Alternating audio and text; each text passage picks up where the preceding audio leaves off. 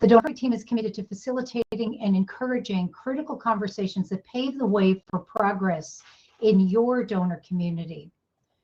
This keynote session, presented by DonorPerfect and AFP Global, nonprofit leaders of color Tysley Williams, Chantel Benito, and Sherry Koshi will examine cultural norms around cultivation and solicitation and stewardship.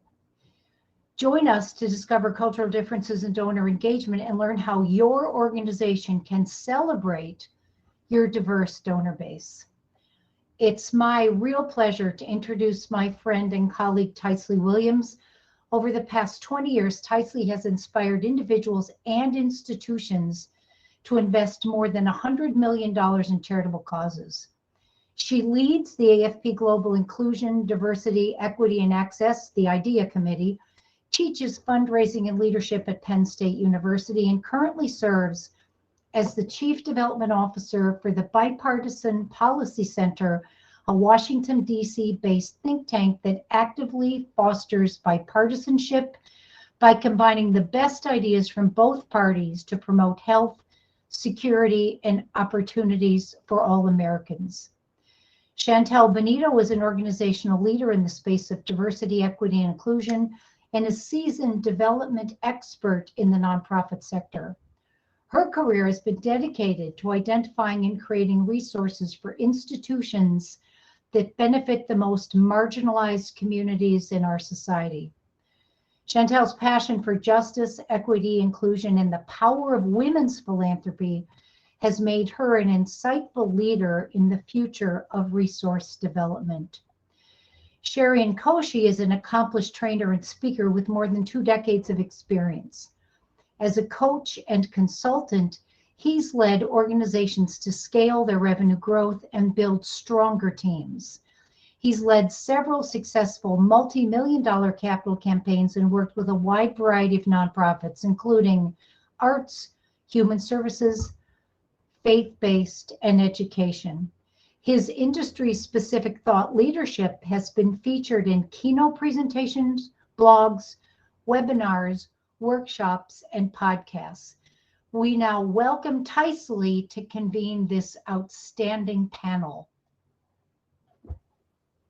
Thank you so much, Robbie. Really appreciate your many years of service. We have all learned so much from you about the importance of inclusion, diversity, equity, and access.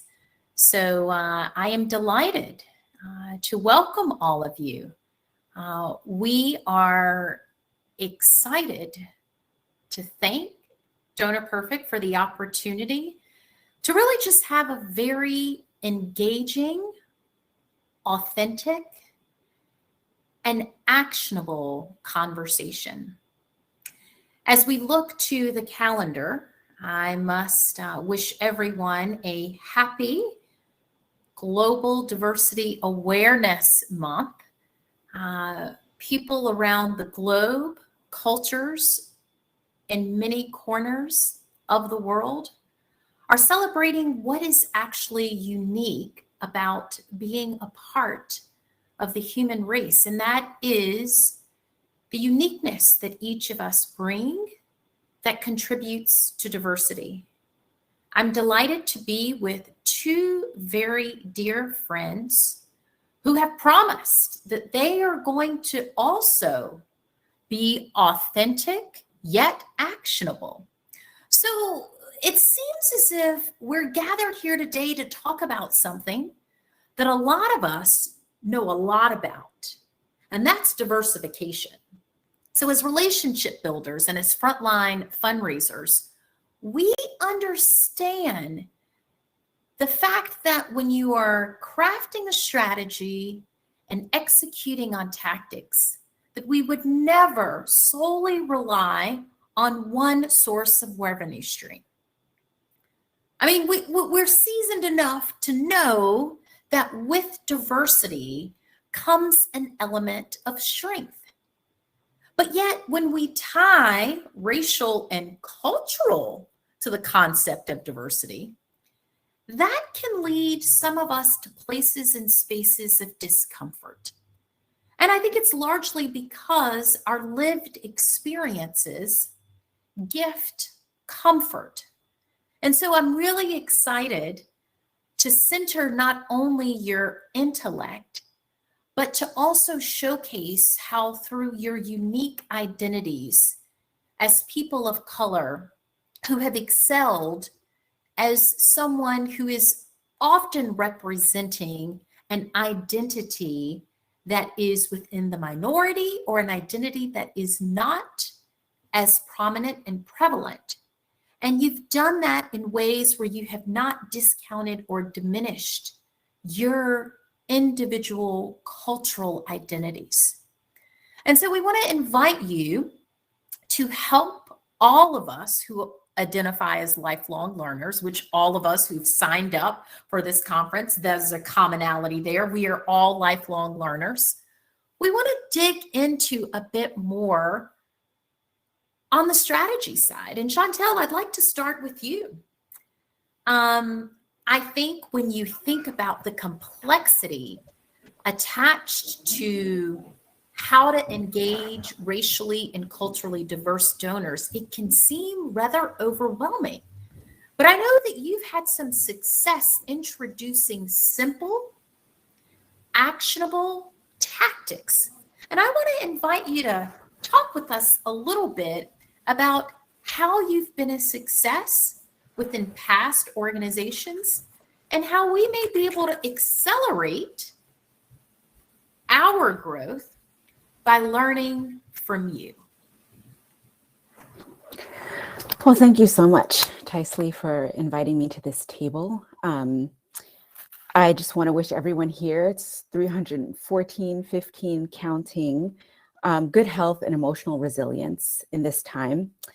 Like many people in this pandemic, I had a baby, I chopped off my hair, and I put on and lost weight and put it back on again. So I just want to acknowledge that we are in a collective crisis, and I wish you all very well in this time as we gather in community to talk about this work. I just know that it will be with us for a generation, and it's really accelerated our thinking around inclusive philanthropy in a way that we're having this conversation. I wonder if we weren't in this global crisis. I wonder if, sadly, George Floyd, his murder wasn't caught on video.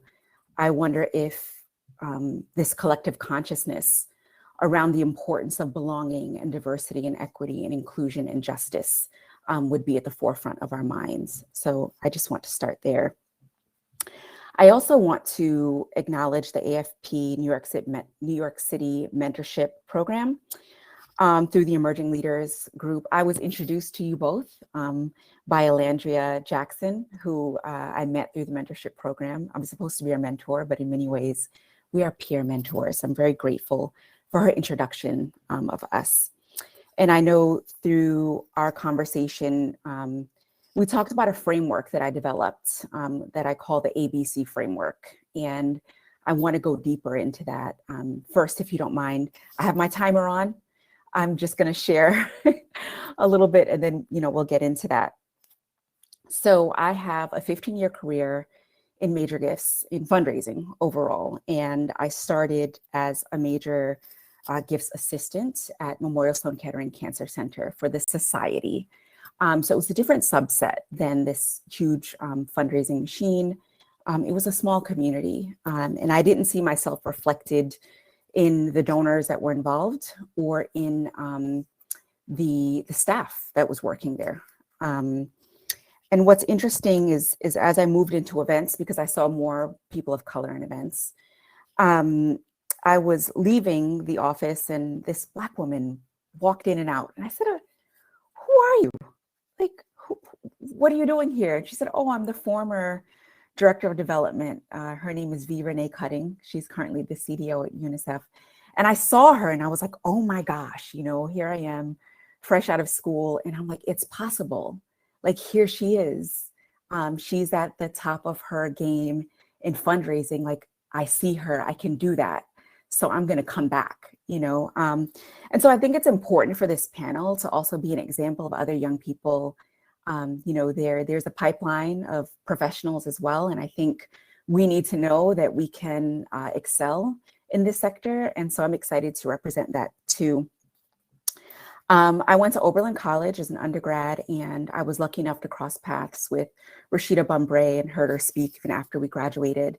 And she shared something at a talk around creating a world beyond our own imagination. And it really resonated with me as someone that works in fundraising and philanthropy. What does the future of our sector look like from a donor perspective and from a professional perspective? And so one of my goals is to help create a space in fundraising and philanthropy beyond my own imagination. So yes, I am a lifelong learner. I'm learning every day around how I can contribute fully to this sector and to the people coming up behind us.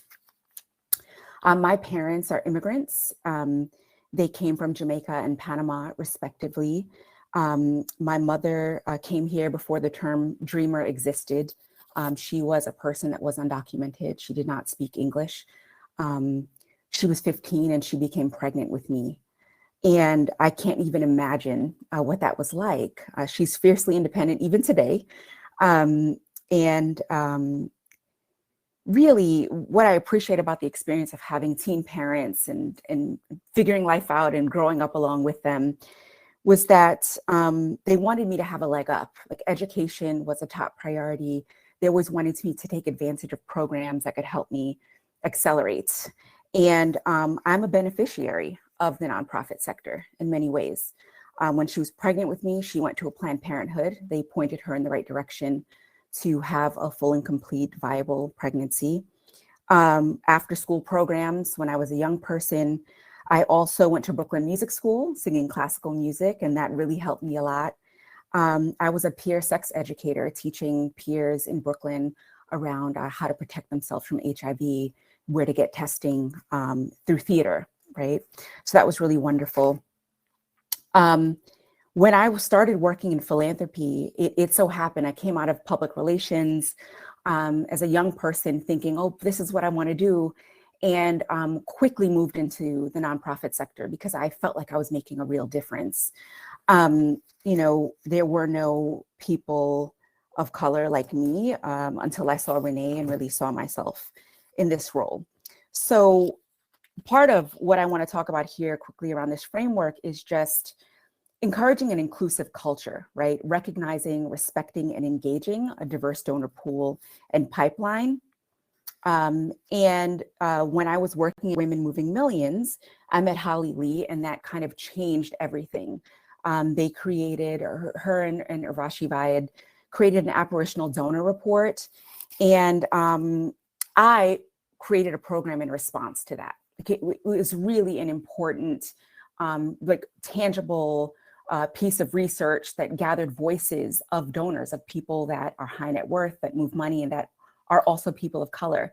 And it gave me kind of something to respond to based on that feedback. So what I found in that experience of meeting Holly and working at Women Moving Millions was I wanted to fully change how I work, manage, and inspire people in our sector.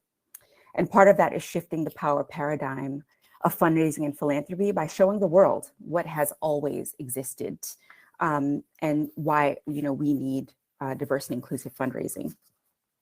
So there's an article that's part of this talk that I wrote in Philanthropy Women that talks about Sarah Mapps Douglas, Julia Childs, Biddy Mason. And these were women in the 1800s, born in the 1800s, who were activating their philanthropy in major ways.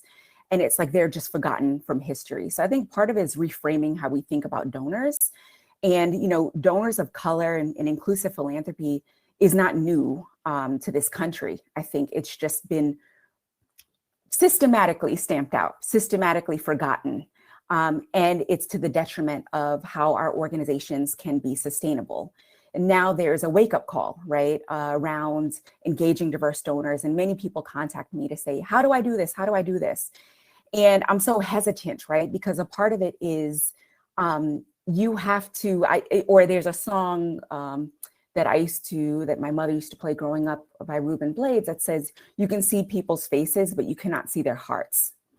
And part of doing this work is changing your heart in how you think about people and how you are an inclusive leader.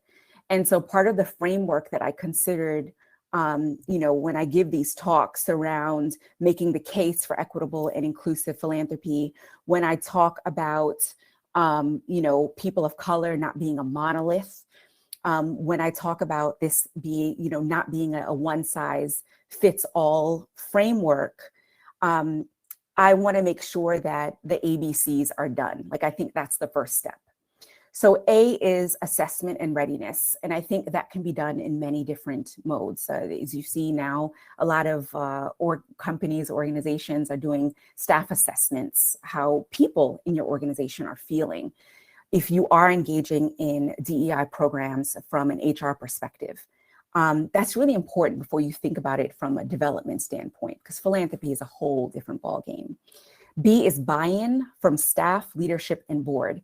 You cannot do this work without buy-in from the board. That has to be clear. They have to understand why it's important and that you are intentionally doing this work. C is community engagement, how you're talking to not only your donors, but the people you serve, and how you're talking about the people you serve is really important and critical. And I say you need to go through those A, B, and C's before you get to D, which are donors. So that's kind of the framework that I begin with to talk about the, inclusive philanthropy and how to begin considering that within your organization, within your development program. Chantal, thank you for that. You've presented a pathway that helps people to also sequence their actions. Before we shift, Chantal, I would love your thoughts in the event someone works within a culture where the beliefs influences behavior that is counter to the principles of IDEA, inclusion, diversity, equity, and access. How does one reconcile personal values against institutional values that may be in conflict with individually held principles? We talk a lot about the ills of systemic bias and inequity. Is there a place for an individual within institutional change? Yeah, I think that's a great question. I think a lot of people in our sector are thinking about that. I would say one is finding community is really important to refill your cup. As a people manager, I want to make sure that my team can thrive in a time when the world is thinking about this. I also make sure that my colleagues of color, that we are talking to each other, uplifting each other. Just community is really important. The second is, we have to have grace too. And it's hard to do that, right? But I think it's important that we understand how culture shifts. Culture does not shift overnight. I remember being in a workshop and she said, imagine this Post-it note moving half an inch every hour and how long it will take to get across the room. Sometimes that's how long it takes to shift culture. Now, while that's happening, there are ways that we can influence and engage these conversations. And part of it is making sure you have diverse and inclusive leadership so that we feel like we have a seat at the table to say the hard things and we feel protected to say the hard things. And then also protecting our team members that may not be in that room, but that they feel heard and that you're lifting that up. So there's a groundswell and there's a top down taking place. And I think many organizations are going through this. I would also say, don't expect your teammates of color to do this work for you, especially without compensation. When I am asked to do that outside of consulting, I refer them to a consultant. And I think it's important to recognize that this work deserves investment and it deserves a full person to think about it if they're going to take it seriously. So if, internally, recommend a consultant. Look who's out there. There are many great people. I've worked with Angelique Grant previously at an organization, but there are many people doing this work, especially I'm sure at this conference. So I hope that that helps. Yes, Chantel, it definitely helps. And as we shift over to hear from my other friend who's joining us today, I want to center some research. I think the thing that I appreciate about the fact that not only are we relationship builders, but we are relationship builders who ground our strategy and our tactics in evidence. We take the time to equally value the qualitative, which Chantel, you did such an excellent job centering for us. And you also did an exceptional job introducing social norms that we may not have familiarity with as a result of our lived experiences. And within that, we often couple with the qualitative, the quantitative. Chantel, you referenced the New York chapter of the Association of Fundraising Professionals.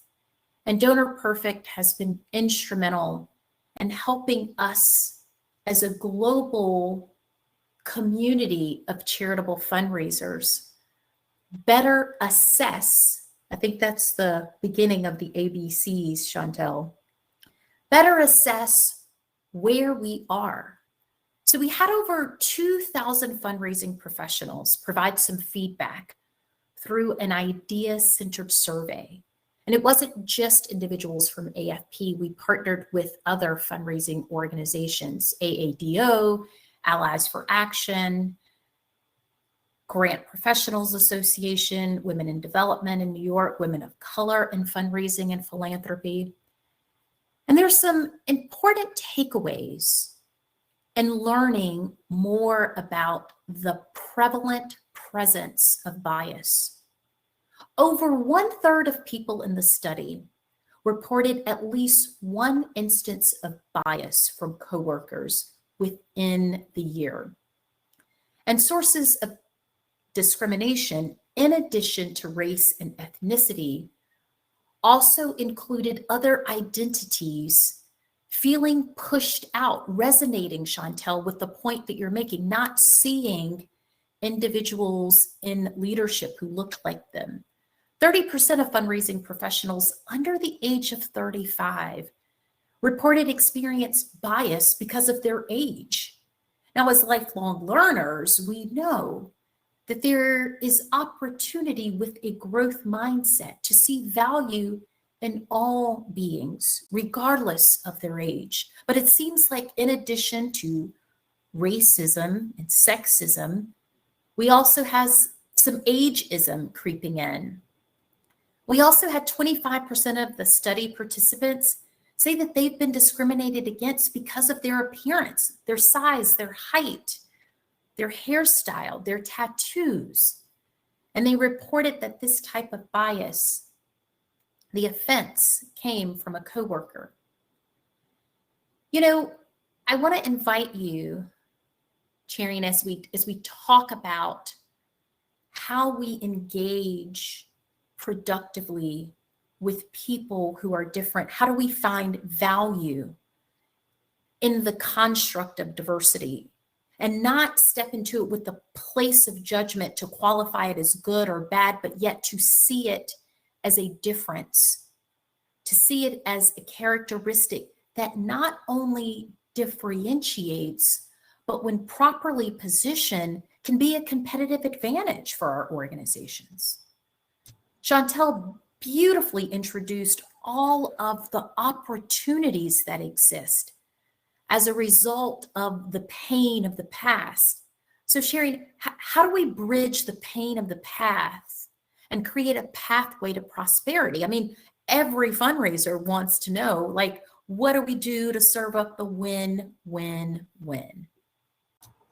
Well, thanks, Tysley. I will be honest, because I feel like you've set this up in a way that I have the answer to this very, very complex question.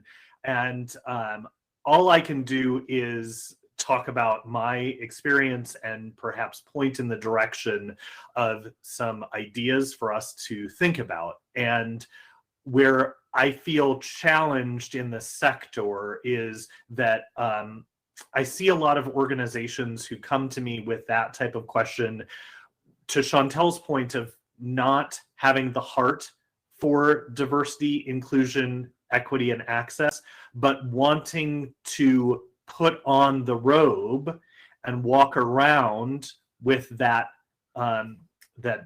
that dress on. And we see that so much in terms of performative diversity, that's where I sort of want to start and address the issue of, we really need to appreciate difference as a central part of who we are as people and how our organizations are formed. To your point about research, we have great research already in some places. Chantal mentioned Holly's work with donors of color. You mentioned some research from AFP, which is really useful and helpful. The IUPUI, the Indiana University Lilly School of Philanthropy, has done some really good research in terms of diversity on boards. And of the 300 some people that are on here, I would imagine that there is no one on in this conversation that says that diversity is unimportant, that we don't want diversity. But where I think we struggle is in the gap between what our intentions are and what our actual organizations are doing. So by way of introduction, my name is Cherian Koshi, and I work at Des Moines Performing Arts as a director of development, and our fundraising team. So we have a ticket base of people who buy tickets for primarily for Broadway shows, and then we have philanthropy in addition to that. It would be classified as a predominantly white institution because we are in Des Moines, Iowa, and most of the audiences are white, most of our donors are white, and most of our, for a period of time until we got involved in shifting this, most of our board was white. And so this is an ongoing challenge that the organization is working through, but many more organizations are addressing. So I want to start with this aspect of research. First of all, we do have good research. We have some studies that we can focus on that give us some answers to some questions or point us in the right direction. But I do want to surface the fact that a lot of the research that's out there comes from the wrong vantage point, where it hasn't been inclusive in the past. And so to a certain extent, it's asked the wrong questions of the wrong people, and therefore is giving us false negatives or false positives. I'll give you an example from the arts world. One piece of this that we're struggling with is the perception that people of color don't have money. And so one of the challenges that consultants will raise in the arts world is certain types of analyses of your donor file. And what ends up happening is you survey white donors or you analyze white donors, and you discover that those people of color that might have been in your pool are near the bottom of those results. And so the assumption is that this is a leading indicator that these people could be ranked or addressed in this way. And so a lot of entities, a lot of predominantly white organizations, particularly in the theater or art space, will offer discounted tickets or entry-level opportunities to people of color. When that's not really the problem that we're facing in the art space or in nonprofits in general. It's a misdiagnosis of the problem. So one of the things that we need to constantly focus on in the sector is, who are we asking and how are we asking those questions? Is there bias in the audience of our research, and is there bias in the form of the questions that we're asking? And then I think there's ongoing elements in terms of board education or fundraiser education or nonprofit work that's being done that continues to harbor some of that the wrong systemic thinking that we need to address. And so that holds us back as an industry from moving some of these pieces forward, from co-creating the research and the fundraising education, from moving us in the direction that I think we all know, at least those of us in this lifelong aspect of learning, that we know is the direction that we need to go. And so someone in the chat mentioned board diversity and how we need that. I want to resurface what Chantal mentioned in terms of at the staff level and at the board level, where performative diversity or performative inclusion will create a checkbox and say, well, we've hired Chantal. She's now in charge of our fundraising, so we're good now. But in reality, what we have done is isolate, not necessarily Chantal, but we've isolated that person away from their ability to make a difference because they don't have the ability to influence the systems of power in the boardroom or in staff meetings. So it really requires a sustainability mindset in terms of implementation. So how do we get a group of people on the board that self-perpetuate that diversity to continue to grow? How do we have a group of donors in our organization that may have seats of power because of their wealth, but also have seats of power because those individuals have an important element of adding value to our organization, regardless of their level of giving? What I think we see, and some, as Chantal mentioned, the AFP mentorship program, my peer mentor, Julie Garza, is working on a study of donors of color that are not high worth individuals. That element that tends to get lost in the shuffle, because if you have a person of color that is high net worth, it's hard for a fundraiser to exclude them, right? They have a large check that they're ready to write to your institution. But where we struggle is with a lot of donors of color being systematically excluded from the spaces because of things that are just the normal way that predominantly white institutions approach certain questions, right? When do we have board meetings?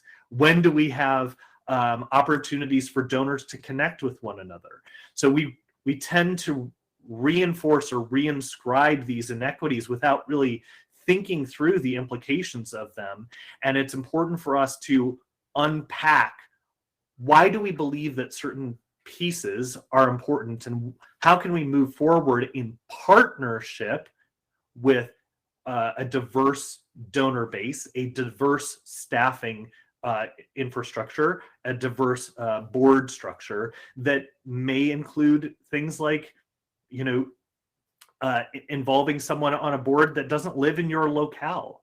In the New World Order, we could have diverse board members that don't live in that area, but add value because they have experience and engagement in that space. So then ultimately we look at outcomes, right? And this is where a lot of organizations sort of check the box and say, oh, we've reached these outcomes. But if we start back from this perspective and alter our vantage point, then those outcomes are co-created, and the outcomes are a global look at the outcomes. What does it mean for staff? What does it mean for our donors? What does it mean for our board? What does it mean for our beneficiaries in totality?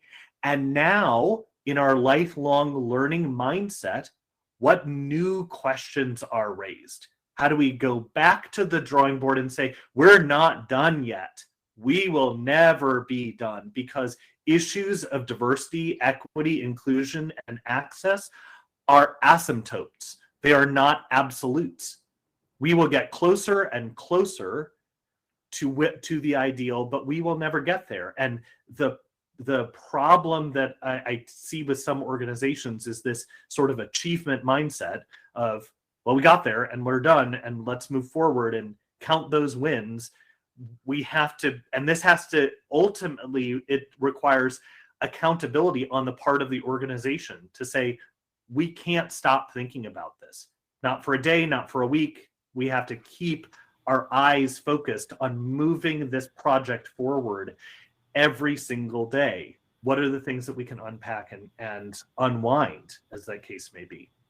Yes. So I'm interjecting a cultural / social norm. I think Chantel would identify this. So in our culture, we have call and response. And when something resonates with us, we speak to it, right? We elevate, we amplify. And Chantel and I both are saying yes, yes, yes. So as I make this bridge, I'm going to create space for her to extend your thinking. But Cherian, as I was listening to what you've interjected into our thinking, I'm reminded there's some social science research, Tajfel and Turner, that highlights how we as human beings make sense of the world. And we divide the world into in groups and out groups. And we do that based on a set of both conscious stereotypes. So we have an awareness that we're doing. And then, of course, there's implicit bias where we don't have the awareness. I am really curious around this construct of in-group versus out-group. When we're tasked as fundraisers to develop a strategy, we qualify, right? We step into a permissible place of judgment to quantify and discern what we shall pursue as far as relationships are concerned and those that we discount and discredit. And because we're operating within an in-group that has certain social norms and values the behavior, the preferences, the tendencies of white dominant culture, even when you have demonstrated qualified evidence that substantiates your point that people of color actually have means, sometimes it's not a fit. You know, and so you find yourself in places and spaces thinking through, how do you create and form and forge affinity? And my question to you is, you know, I'm stepping into a place where I'm really trying, even as a Black woman, trying to racially and culturally diversify my donor base. And I'm thinking through, do I construct affinity groups for investors so that they can connect within our community by shared identity? Is it okay to have a strategy or an affinity circle for Black women? Will that give more donors comfort? Will that provide more credibility? You know, all of that is just, even as a Black woman, you know, I'm hesitant because I don't want to appear as being exclusive, right? I don't want white women to think, well, here we are, it's just a different form of exclusion. But I'm also sensitive to the fact that in order for us to build, it may require necessary segmentation by identity. And I would love to hear your thoughts on that. Chantel, what's your good thinking? So many things between what both of you are saying. Part of it is redefining what we value, which is really important, and looking at data differently. And I did a presentation with APRA recently that talks about the database, DEI base. And so that's a whole separate piece. But the 5 T's are really important. And we've all heard the 3 T's, which is time, talent, treasure. The other 2 T's are ties and testimony. So networks are really important, especially in this day and age, and testimony, being our authentic selves. I think once we can articulate those values and how they can benefit the organization, it goes back to what you were saying, Sherian, around outcomes, right? And that's why buy-in is really important. So, you know, with building community, in segmentation, like I have honed my skills in major gifts, right? And that means that there's a threshold that has to be met. But what I found is that there are so many potential major donors sitting in mid-level, even low dollar, that are people of color that no one is paying attention to. And I can tell you, I rode one donor all the way into starting this program where she was sitting after a $500 gift. A board member knew her, asked her for a $5,000 gift. I sat down with her for 15 to 20 minutes, talked about her values, what she cared about giving to, where she is giving to. And she decided to invest a six-figure donation, like after that conversation. So I think that we have to realize that people are there, right? And they're not giving to you, and there's a reason why they're not giving to you. And so part of it is with building community and segmenting people, I think is having critical conversations at the board level first, which is inclusive or should be inclusive, where people of all colors and spaces should be at the table to have a conversation around what it means to be an inclusive and empathetic leader, and how to talk about the work of the organization in a way that respects the people that are being served. And then creating programming and content that provides a space for donors of color to show up and be their authentic selves. And so I think that's part of, right, the C, which is community engagement. Once you create those spaces, you will see who comes at the table. Once you're speaking their language, you will see them come to you and say, I like what's happening here.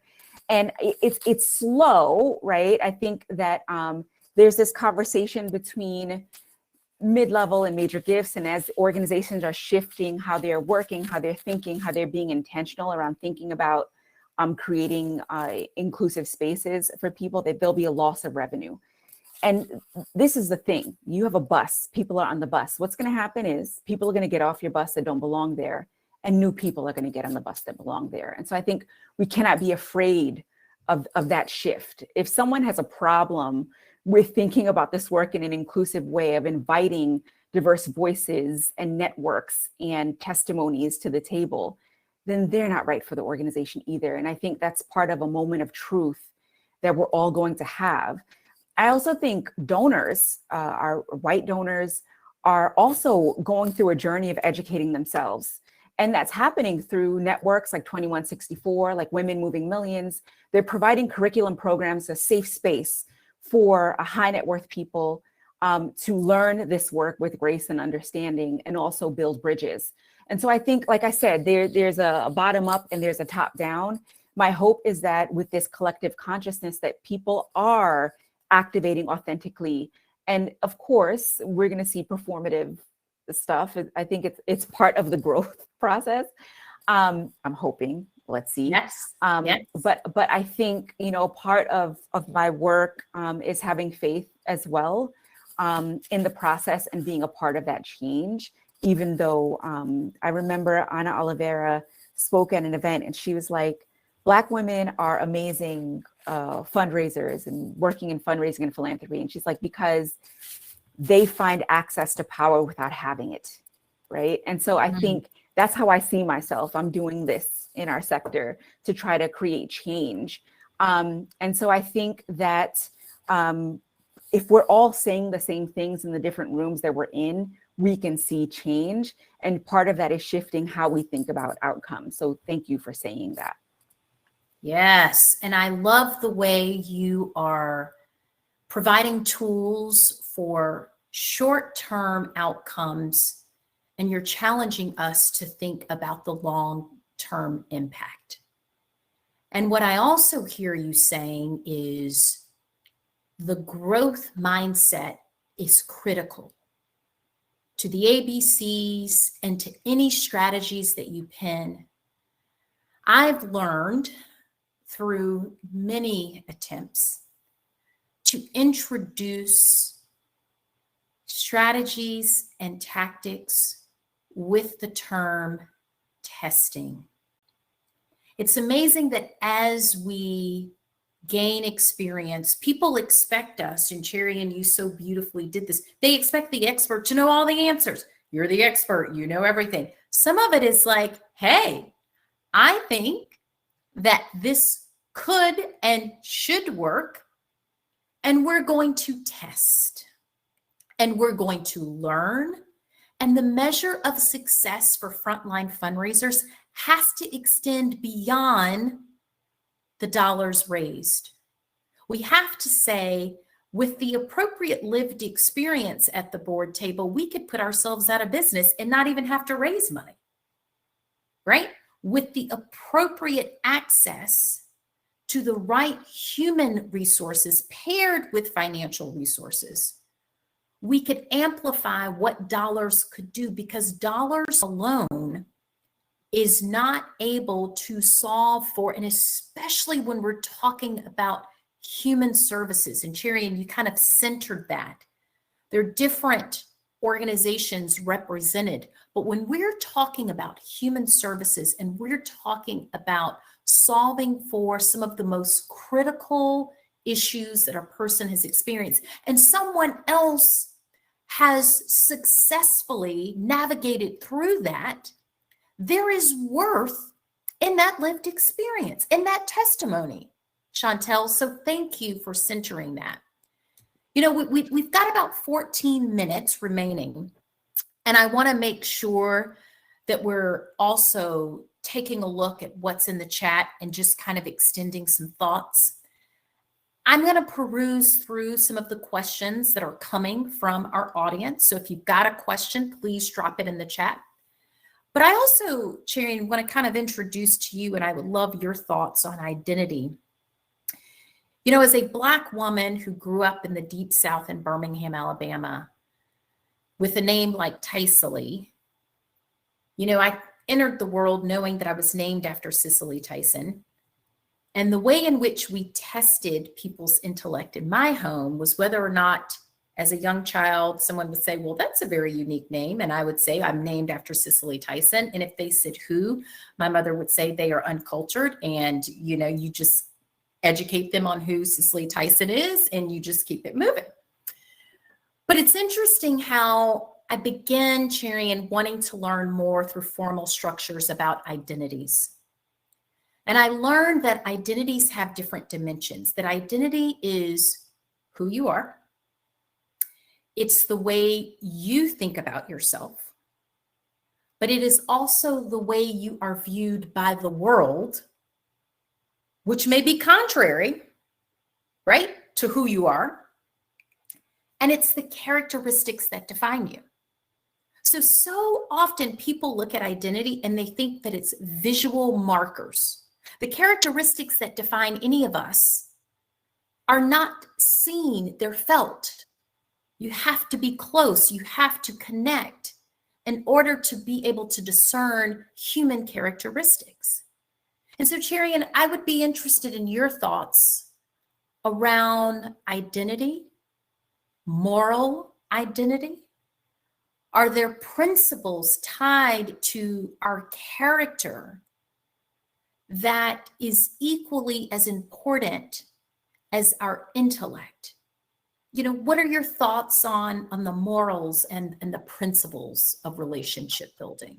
Absolutely. And I think this ties into your previous question, so I'll try and address both. But I think it's so important that we're not monolithic when it comes to how we think about identity. That being said, there is an immutable characteristic to my skin color. Every room that I walk into, I will have brown skin. There is no part of that, even if I, don't speak or I don't interact with anyone, there is a visual element to that is not something I can change. Now, there are plenty of diversity enhancing people that don't have the skin color component, but there's some great work by a group called Art Equity that talks about how that's the first line. That's the first element that we have to address. And it really is just because it is unavoidable. I will say that I was very pleased with my kids' elementary school when they looked at dimension of identity and included something that I knew was important, but was probably not on the radar of a lot of people, and that is accent. So for my parents, who when my dad was alive, my mom is still alive and has been in the country for 30-some or 40-some years, more than 40 years old. She had a lot of difficulty navigating the public education system because people could not understand her. She was speaking in English, but people couldn't understand her. So there are lots of components to identity that are important. And this comes back to the question of in-group and out-group, because we like the people that are like us. We want to associate with people that are like us. And we feel comfortable in those spaces and places. And that's completely understandable. There's a level of uncomfortability that we need to encourage and transcend, but it's very important for us to recognize our inherent alignment with people that look like us, talk like us, walk like us, and how do we break free of some of those challenging molds, especially when it comes to fundraising, where a lot of the practice around data and sorting includes all of those biases, and we're bringing that baggage into some of these conversations. So there's a book called Accounting for Slavery by Dr. Caitlin Rosenthal, where she talks about the baggage that business has because it's carried forward. A lot of people think the origin of business was the railroads, but in reality, the origin of modern business was the plantation.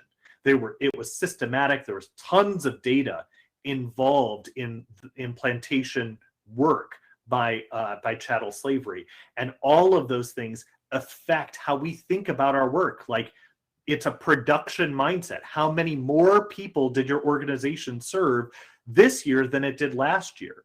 But as you mentioned, in human service, those metrics are completely wrong. It is messy and complicated and time consuming to work with a person that is experiencing homelessness or hunger or drug addiction. It's not about churn and burn. It's not about how many more people can we get through our agency. It's about how well we can serve them. So complementing those pieces.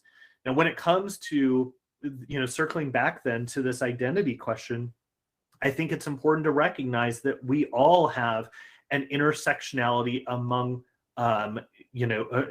within ourselves, and that has multiple pieces to it, and we can't cover that today, but there is certainly a moral component that aligns with how our identity, how we view our identity, and then how we express that identity outwardly and interact with one another. So there's an internal moral code that's important to me and how I want to live my life and what's important to me and what I value. And then there's a relational morality that affects how I interact with other people and what is important in those relationships. And so, again, more than we can unpack here today, but I think it's important to keep that at top of mind, to say that I'm coming into conversation with a particular vantage point. There's no view from nowhere. But that view that I carry in may not be the view that someone else carries. So how do we meet each other in our shared humanity so that we can address a problem that we both agree is really important and needs a solution, or needs, I hate to use the word solution because I think that's a colonialist mindset as well, that needs to be addressed or reconceived or something like that. Yes, yes. I wish you could see this general chat. I mean, it's just blowing up with so many people affirming what you've said. Chantel, we've got about 10 minutes remaining. I would love to turn the floor over to you for your thoughts. Give you about 2 minutes, and then Cheering, if you can close us out with your 2 minutes, and then I'll just round up a little bow with a 1 minute wrap up. So Chantel, I know we've digested a lot, but would love to hear how this is sitting with you. This makes me think back to just providing a tool that folks may need and the reality of why this is important to our sector. And that's kind of the 4 points that I use to make the case for inclusive and equitable philanthropy. One is untold stories. So recognizing that people of color have been generous throughout history, but their philanthropy has been hidden from our history books. 2 is population trends, and that came up for me as well. By 2045, the US will be majority non-white. And so a more interconnected and diverse world is our future, which impacts culture. So it goes beyond money. I think it's how we'll be engaging with each other, right? Even myself, my husband is Hungarian. We have children out, and we moved out of the city. That's another thing we did in this pandemic. We moved out of the city. But we're going to see more of that, like just people. It's just an interconnected world, right? 3 is the wealth gap is closing. I'm curious to see how this pandemic will impact communities of color and their ability to attain intergenerational wealth in this time. I've been looking at research after 9/11, and it just shows that there's some correlation around how that will affect people of color. But the wealth gap is closing. Like there's a consciousness around that. So the wealth and influence of individuals of color is significant and expanding. I think also donors of color are strategic with how they're giving. And part of when I think about this work too, with living in a legacy or working at legacy organizations, that there are newer organizations that deserve that money. I think that legacy organizations have work to do, and I see a lot of younger organizations that are doing things differently. And I think about where they fit in thinking about this work too. And I think that there's a very important space for that, the wealth gap closing. And 4 is a seat at the table. So organizations tend to respond to the needs of their donor populations.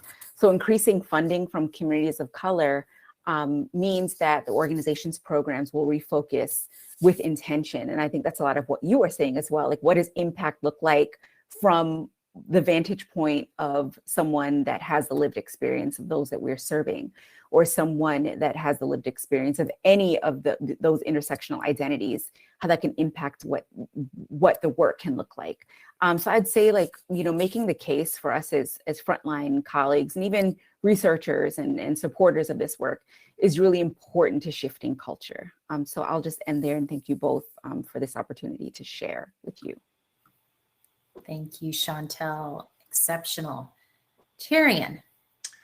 Well, Ty, I was going to close with something pithy and meaningful, but I saw in the chat there's a series of questions around the same kind of concept, and I've dealt with this quite a bit. So I'd love to take the last few minutes to address this issue of change in the organization when the organization is resistant to change.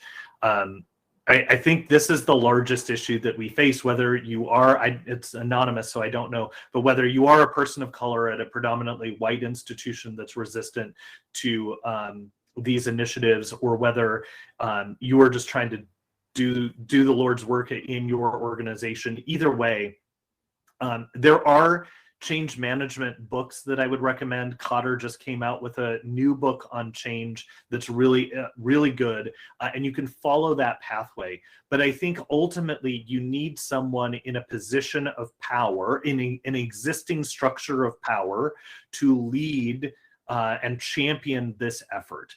So identifying that person by really asking some open-ended questions. How do you think we're doing in these areas? And really, instead of what I found to work more often than not is to not come out and challenge their approach, because they'll tend to get defensive, but rather to open up the space to say, is there more that can be done in this area? And then to identify from that champion, is there a piece of this project that you could move forward? Is there something of what you've already said that you'd be willing to step forward and initiate to grow that piece of what we need to do in the organization? So of course, this is, as Chantal mentioned, moving the Post-it note across the room in little bits, and it will be a long work, but it is an important work that I want to thank you all for taking the time to engage in, because this is not easy. It is not fast, but as you all know, it is important among all of the other things that you are doing in your day-to-day life, trying to raise money for an organization. So thank you for what you are doing. Thank you for being part of this conversation, and thank you for working to make the world a better place. Absolutely. And with that, we will collectively provide an attitude of gratitude. So wishing all of our lifelong learners who are working very creatively to right set some of the social norms within our sector. We are here with you. We look forward to championing your success, and we salute your courage. Robbie, over to you. I'm not sure I really want to say anything, but I have to. So first of all, I've been monitoring the chat. I'm sure many of you have, and the praise and the comments and self-enlightenment and the learning that you've inspired is just amazing. What a wonderful session. Inspiring and very practical, great ideas we can all use. So a big thank you to Tysley, Chantel, and Sharon for sharing their knowledge and their experience, their lived experience. Each of their insights is so valuable to educate us and ourselves about how we can become more aware of how to engage racially and culturally diverse donors, and also to perhaps be that change agent within our organizations. Thank you especially to AFP for partnering with DonorPerfect to bring this very important session. So as you're winding down and digesting everything you've heard, seen, and learned today, what's up for tomorrow? We'll continue with the theme of building communities and relationships and transforming the way we work in fundraising. We will be looking into the future with Meredith Sossman. Where do you want to be in 2020, and how can you get there? Key team members from the Oregon Food Bank will tell us exactly how they transformed the work of the food bank and about the success they're having. And you really don't want to miss that. It's a very inspiring presentation about integrating community-centric fundraising into their work. They won't just give us ideas how to grow, but also inspire us to make it happen. Don't forget to visit the booths and the lounges, talk with sponsors, and connect with each other. So I hope you've had a great day, that you'll have a good evening, and we'll see everyone tomorrow for day 2, starting at 11:15 Eastern with opening remarks. Good night, everyone.